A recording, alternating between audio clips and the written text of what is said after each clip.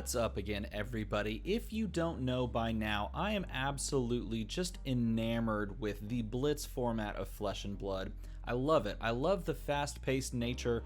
I love the deck building restrictions that are different from normal classic constructed, and so I've been messing around a lot with it, and the first really just, I think, deck that I've resonated with, that I've personally made myself, is the one we're going to talk about today, and this is a deck that features this card. I'm going to talk you through the actual physical deck that I have, and then I'll tell you if I would make any changes and what changes those would be based on cards that I just may not have, or things I think might be necessary to change after just kind of thinking about the deck going forward. But it starts with Kassai, the hero. Kassai is a warrior hero. This is the young hero. Of course, you use young heroes in Blitz. She's got 4 intellect, meaning you're going to have a hand size of 4. She's got 20 health. She's got a sweet picture, which I have really wanted to turn into a playmat, and maybe I just will. And she says your second sword attack each turn costs 1 less, which is really, really good when you're playing her with the next 2 cards we're going to look at. She also says, at the beginning of your end phase, if you have attacked 2 or more times with weapons this turn, you create a copper token for each weapon attack that has hit. And then it says what a copper token is there, but let me just grab a copper token really fast. A copper token looks like this, and I throw it onto the screen. Boom! A copper token looks like this. It's a generic token item that says action, pay 4 resources, which is kind of expensive. You destroy it, and then you draw a card, and you go again. So it gives you a card. It's not a bad little thing there, but it is very expensive to activate. Hopefully you can activate it in other different ways, or use those coppers in another different way. And that, to me, those 2 abilities that you find on Kassai are the 2 things that I was just pulled in by, and I wanted to build a deck that tried to I guess complete both of those tasks, or took advantage of both of those abilities is a better way to say it. So it starts with Kassai, and it starts with her Centari Sabers, her 2 Centari Sabers to be exact, because this is a class that now can dual wield with these 2 Centari Sabers, and it's important to know what these do. They're both warrior weapons, of course. They're sword one-handed. They both attack for 2, and they both say once per turn action, pay 1 resource to attack. If Centari Saber is defended by an attack action card, it gains +1 until the end of the turn. So what does this mean? Well, it means that you can pay 1 to attack with 1, and then because of Kassai's ability here, you don't actually have to pay to attack with the second one. I think that is really, really cool. And then if any of these have hit, and you attack with both of them on a turn, and if they hit, then of course Kassai would give you a token. So that's those are like the main pieces of a Kassai deck. I don't think I would want to run Kassai with Dawnblade, but I haven't considered it enough. Nevertheless, I want to talk about the equipment slots. Currently, I have this. I've got Courage of Bladehold, which is the chest equipment. Defends for 2, it has Temper, so you'd put tokens on it every time you use it to defend. And it says action, destroy Courage of Bladehold. Your sword attacks this turn cost 1 less, and then you have to go again. This is a really cool and interesting equipment that you can use to set up some crazy turns. Now, normally you would only have to pay for one of these attacks, because after the second attack, or after the first attack, the second one costs 1 less, leading to it costing 0. But with this, they both cost 0, and that might be really interesting if you combine that with a card like Twinning Blade. Twinning Blade we'll talk about later, but if you had Twinning Blade out and you just wanted to just jam that Twinning Blade down, now you can do something extra with those without having to worry about paying for them. So Courage of Bladehold is in there, plus it's also just good in a pinch when you just don't have what you need in hand to allow yourself to do crazy things. You can just pop that and do crazy things. Refraction Bolters is the leg equipment. Defends for 1. It's got Battle Worn, so you just throw the little -1 counter on it. And it says, when a weapon you control hits, you may destroy it, and if you do, that attack gains go again. And when I was building this deck, I just focused totally on consistency of attacking 2 times a turn.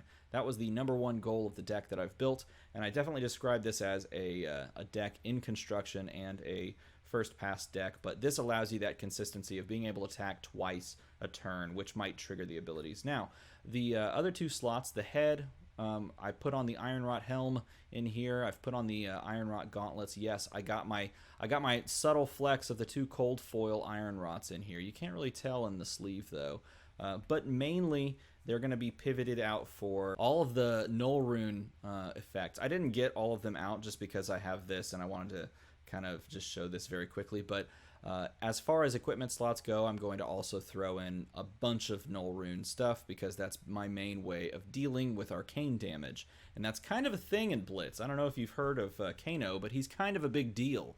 He's kind of a big deal in Blitz, and it may be one of those scenarios where this might just not be enough, but I think it might be for the time being. As far as other slots are concerned, I haven't really thought too much about it. I don't have Brave Forge bracers myself, so I can't include them.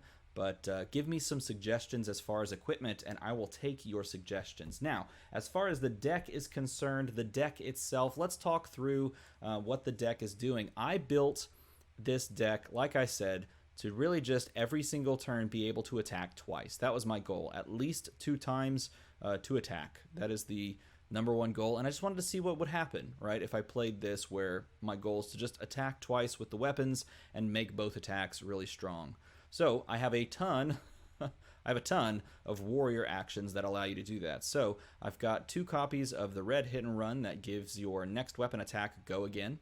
It also says that if you've attacked with a weapon this turn, so essentially if you're on your second Centari Saber attack, your next attack gains +3, and that's really, really good. It also defends for 3 down there in the bottom and costs nothing. Because that's so awesome, I also play the yellow version, which gives the +2 attack to the next thing that you attack with if you've already attacked 1 time. So I run 2 of those, and because it's really, really good, I also run 2 blues. Because why not just the full rainbow? Throw the full rainbow in there. I think these cards are insanely good, especially in this kind of a deck. So I ran the full rainbow. I'm also playing Spoils of War, and I am playing 2 copies of Spoils of War because I want to mess around with these tokens. I think coppers are cool. I think coppers are going to be like more interesting and versatile the more you play with them. So if we understand them now, then when they come up in other future sets, then we'll know more about how they play, and that's important. So I played around with throwing Spoils of War, and you're going to see cash in here as well. And I have 2 copies of each. This defends for 3, it costs 1 to play. Your next weapon attack this turn gains +2 and go again, so it's another way to give go again. And it gives you extra copper tokens because whenever your weapon you control hits this turn, you create 2 copper tokens. So if you can somehow get both of your weapons to hit on a Spoils of War turn, then you create 4 copper tokens, which would pay for a single cash-in by itself. So speaking of cash-in cost 4, which is absolutely absurd. Defends for 2. It pitches for 2, which is an important thing in this deck, is talking about the pitch costs, which we can cover at the end. It says you can destroy 4 coppers, 2 silvers, or a gold, which we don't know what those look like yet or how those react or act. But you can destroy them just in the future, just not right now. You can destroy those instead of paying the exorbitantly 4 cost price to draw 2 cards. Hey, drawing 2 cards is super solid. I've heard that's good. I've heard drawing 2 cards is really good, plus it has go again. So we put 2 of those in there, right? You got to get the cash in. Now, as far as other powerful ways of giving our attacks go again, Driving Blade is really, really good. This is a 2-cost attack, or sorry, 2-cost action, not an attack. Defends for 3. It says your next weapon attack this turn gains +3 and go again. And then it has go again in and of itself. This is my alpha foily one, shiny one, alpha not shiny one. I run 2 copies of that in red. I run 2 copies of that in yellow as well. This one only gives +2 and go again, but the go again is really what we're here for. It's kind of expensive in this deck to actually play that card, but that's okay because we are okay with pitching for that cost when we're really just using that to give it go again. We also run Warrior's Valor, which does a similar thing, except it requires the weapon to hit. It says your next weapon attack this turn gains +3, and if it hits, the attack gains go again. I'm not terribly sold on this card just because you have to require your weapon attack to hit in order for it to give go again, but at the same time, it does give a buff as well. So it's like a preemptive attack reaction, which isn't as good as an attack reaction because you can't surprise your opponent with it, so they know what they have to lay into. But that being said, I do have 2 copies of that in red in here and 2 copies in yellow. And the fact that it cost 1 for all of it, just to give something go again possibly, and just to give an extra little buff, is a benefit in my mind. So I do have 2 of those in both red and yellow. Push Forward, the foil here, costs 1 as well, defends for 3, which again is very important to note that there's a lot of things that defend for 3. Your next weapon attack this turn gains +2. If you have attacked with a weapon this turn, your next attack this turn gains Dominate, and it has Go Again in itself. I have played around with this card, and I'm not loving it. I'm not not loving it, but it's here and it's yellow, and I have the blue as well. I think I only have, no, I do have 2 copies of the blue. More often than not, I'm using these to pitch than I am using them to play, but they do function, especially if you can somehow line them up and land them on that second attack with that second weapon, because giving your second attack Dominate is pretty decent. It's not like the best thing in the world. Well, maybe it's better than I give it credit for. I should test it a little bit more just to find out, but I do run 2 blues. Next up on the list is Nature's Path Pilgrimage, which costs 1. I have 2 copies of this in red. It costs 1, a defense for 3. It says your next weapon attack this turn gains +3 attack, and if it hits and you have no cards in your arsenal, you reveal the top card of your deck, and if it's an action card, put it face down into your arsenal, and then you get the Go Again on that. Now, this one does not give Go Again, and I have messed around with it. Maybe it's better than it needs. We do have just a large proliferation. A large portion of the deck is action cards. I'm not running yellow or blue of this. I guess I could. I probably could. But this is a nice little preemptive buff as well with regards to making your weapon attacks harder to block and just making your opponent commit more to a specific weapon attack in hopes that they don't take just a boatload of damage. I'd be curious to see if it's good to run in yellow and blue as well. But I think the variance of how you're spreading out your resources is important to note as well. So on to attack reactions. Okay, the smaller stack of attack reactions. I did not load up on this, and I have seen a lot more people load up on a lot more of these.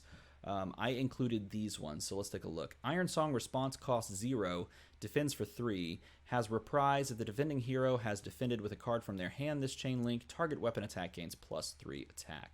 This is literally just a card that gives +3 attack over the top. I run 2 of them in red, and then I run 2 of them in yellow as well. I don't run the blues because +1 over the top is not that big of a deal. But I do like the fact that this is literally a 0-cost card. You don't have to pitch for it, and that's an important distinction to make. Out for Blood does cost 1, so you do have to pitch for it, but this card is insanely good. Defense for 3 again, and then target weapon attack gains +3 attack. And this one you can play even if they don't have the Reprise. I should say that Iron Song Response does nothing if they haven't defended with a card from their hand. So that is a trade-off that you have to make. But Out for Blood, you can just straight up play. It gives a target weapon attack +3 attack. It also says Reprise. If they defend with a card from their hand, then your next attack this turn gains +1, which is really cool too, especially if you're playing this on that first attack. If you're playing this on that second attack, it doesn't matter that much, but the fact that you're just giving something +3 is really good. Now, Biting Blade is yellow here, and I do have 2 yellow Biting Blades. This costs 2, so it is more expensive than most of the deck. The distributions I'll put up on the screen. Defense for 3, it says target weapon attack gains +2, and again, Reprise if they defend with a card from their hand. Weapons you control gain +1 until the end of the turn. That's weapons, that's plural, and that's pretty sweet. This is a really good one to actually go and play because of that power. Now, on to Majestics.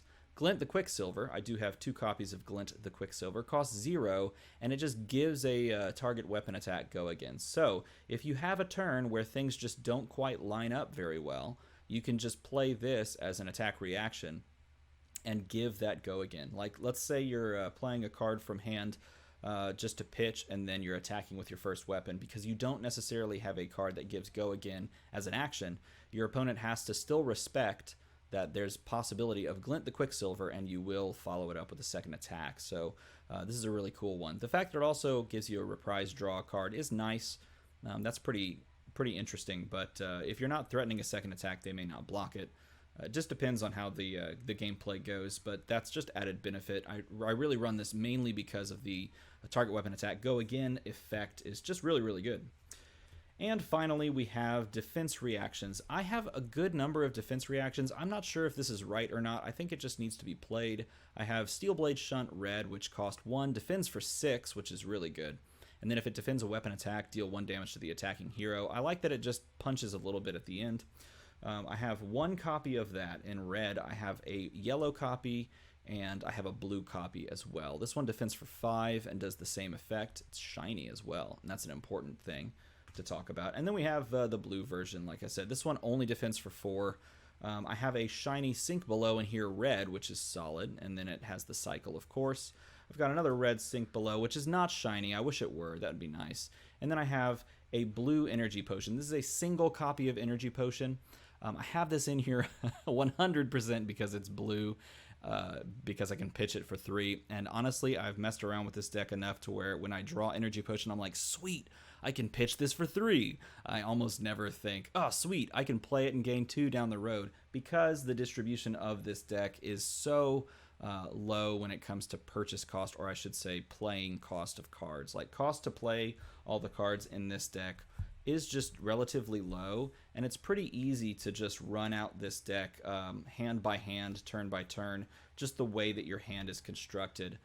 Just because things cost so little and you're not paying much to do the attack, and everything is really focused on the weapon attack and not necessarily playing attack actions from hand. In fact, I don't actually have any attack actions in the deck, and that's something that I'm not quite sure about, so I'll have to mess around more with that. So that's where I'm at with this first pass of my Kassai Centari Sellsword Blitz deck. Let me know what you think about this in a comment below. Plus, if you want to see more little deck techs of what I'm messing around with in my own world over here in DM Armada land, feel free to leave a like and a subscribe. Leave me a comment with what deck I should construct next. And if you say Kaio, then I'll laugh, because someone already said that, and now I'm having to think about a Kaio deck. As always, everybody, thanks for watching.